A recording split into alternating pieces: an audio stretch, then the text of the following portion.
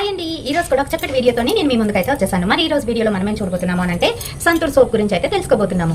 సంతూర్ సోపే కదా నాకు తెలుసు అనుకోకండి, మీకు తెలియని విషయాలు చాలానే ఈ వీడియోలో అయితే చెప్పబోతున్నాను. ఈ సంతూర్ సోప్ లోని ఎన్నెన్ని గుణాలు ఉన్నాయి, ఇంకా అలాగే దీనికి మహేష్ బాబు గారే ఎందుకు యాడ్ ఇచ్చారు, ఇంకా ఇది అప్లై చేసుకోవడం వల్ల ఏమైనా ఉన్నాయా లేవా, ఇంకా 365 డేస్ ఈ సంతూర్ సోప్ ని యూజ్ చేయొచ్చా చేయకూడదా అనే దాని గురించి అయితే తెలుసుకోబోతున్నాం. కనుక వీడియోని ఎక్కడ కూడా స్కిప్ చేయకుండా చూడండి. ఇంకా మన ఛానల్ ఎవరైనా కొత్తగా చూస్తున్న వాళ్ళు ఉంటే తప్పకుండా మన ఛానల్ ని సబ్స్క్రైబ్ చేసుకోండి. మీరు సబ్స్క్రైబ్ చేసుకోగానే పక్కన ఒక బెల్ ఐకాన్ కూడా వచ్చేస్తుంది, అది కూడా హిట్ చేయాలండి.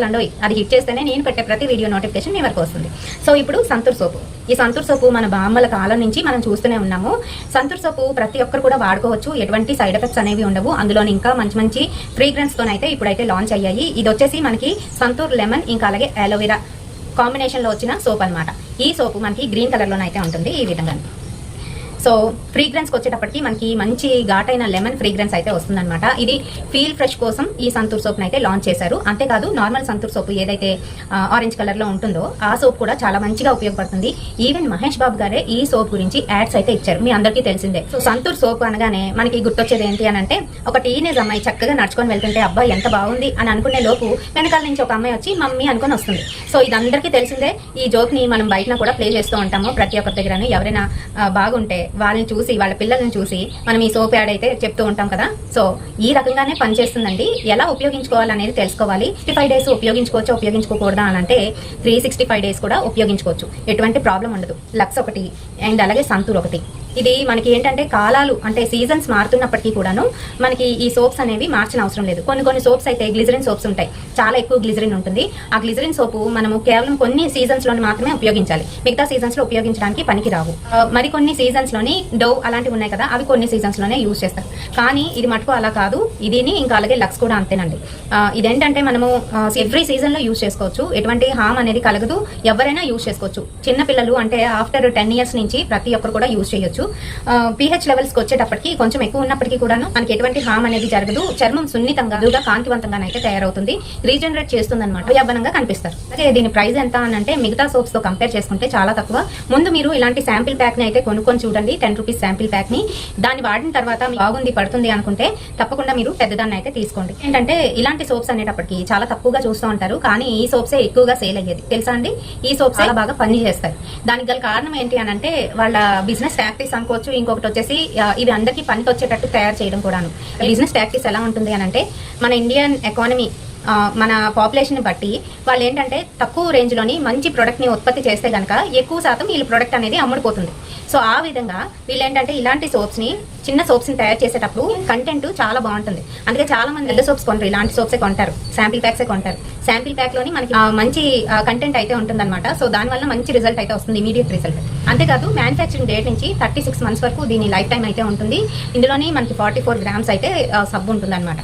చాలా మంది ఏంటంటే ఏముందిలే ఈ సోప్స్ లోని మంచి సోప్స్ కొంటే మంచిగా వస్తామా అనుకుంటాం, కానీ ఆ సోప్స్ కి ఈ సోప్స్ కి చాలా డిఫరెన్స్ ఉంటుందండి. మీరు ఒకసారి ట్రై చేసి చూడండి, మీకే తెలుస్తుంది. వీడియోలోని సంతూర్ గురించి పూర్తి వివరాలు ఇచ్చానని అనుకుంటున్నాను. వీడియో నచ్చితే తప్పకుండా లైక్ చేయండి. ఆగండి, మన హర్రర్ స్టోరీ ఒకటి మిగిలిపోయి ఉంది కదా.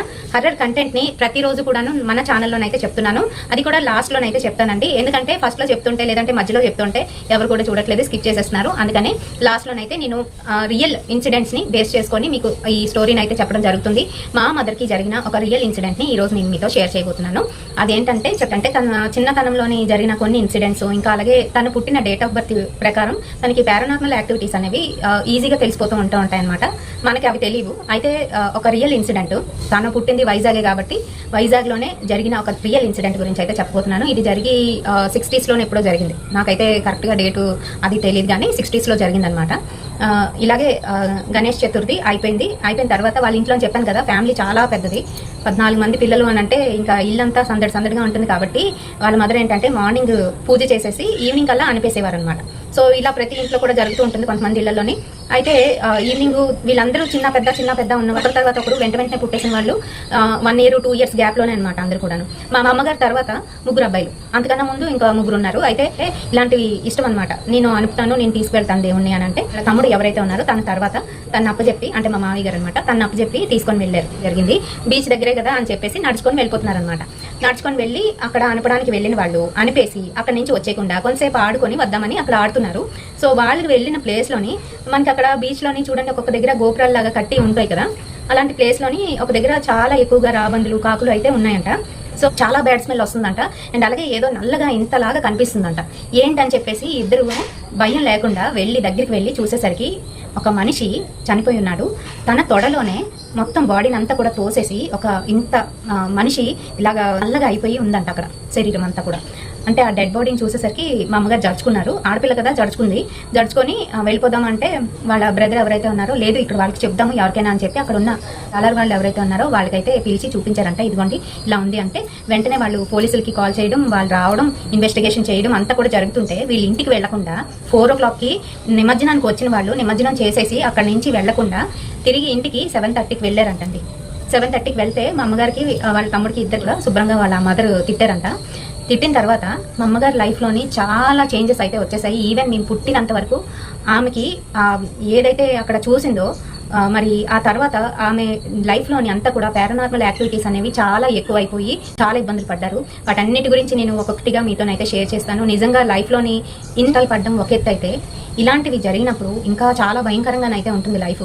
అదంతా కూడా మా అమ్మగారు ఏంటంటే అటు నుంచి వచ్చిన తర్వాత తను మెచ్యూర్ కూడా అయిపోయారంట. అక్కడి నుంచి మా అమ్మగారు లైఫ్ అంతా కూడా చేంజ్ అయిపోయింది అనమాట. ఏంటంటే కంప్లీట్గా పొసెస్ అయిపోయారు అనమాట. అంటే ఆ శవాన్ని చూసిన తర్వాత అక్కడ మరి ఏం జరిగిందో తెలియదు, కానీ ఈ ఉలికిపాటులోని తనకి ఏంటి పట్టిందో తెలీదు.